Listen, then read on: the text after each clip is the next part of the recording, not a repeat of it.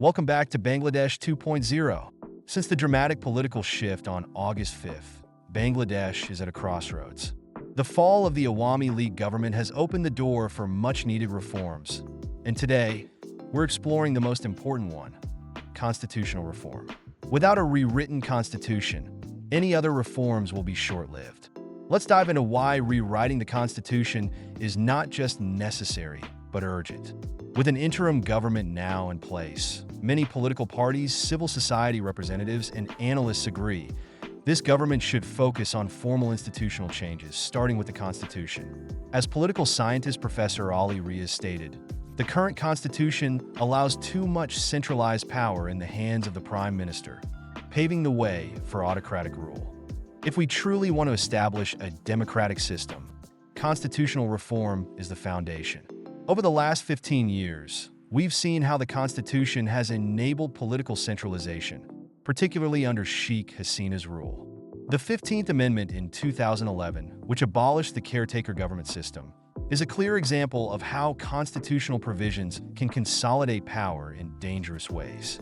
Experts argue that if we don't rewrite the Constitution to limit the powers of future governments, any party could exploit these same provisions and lead us back to authoritarianism.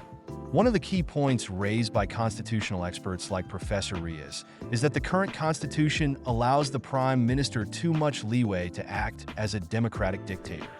This isn't just a theoretical problem, we've lived it. A new constitution would redistribute powers between branches of government, ensuring checks and balances that prevent any one leader from monopolizing control. Not everyone agrees that the Constitution needs to be rewritten.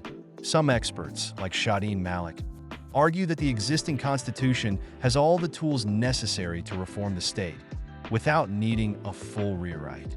They suggest that targeted amendments, such as changes to the judiciary and electoral system, could be enough to stop autocratic tendencies.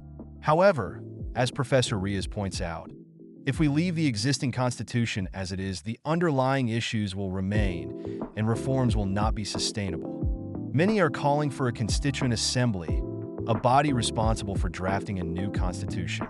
This was the process used in 1972 when Bangladesh gained independence, and it can be used again to ensure that the new constitution reflects the people's will. A popular coup, such as the one on August 5th, represents the people's desire for a break from the past, and a constituent assembly could be the legitimate body to guide this process. In conclusion, rewriting Bangladesh's constitution isn't just a political necessity, it's a safeguard for our future. Without it, we risk repeating the same mistakes and falling back into authoritarian rule. Constitutional reform would create a foundation for real democracy, where power is distributed, checks and balances exist, and the people's voice is truly heard. This is our chance to create a Bangladesh 2.0, a Bangladesh where democracy thrives and every citizen's rights are protected. Thank you for watching Bangladesh 2.0. Do you think rewriting the Constitution is the key to lasting reform? Let us know in the comments below.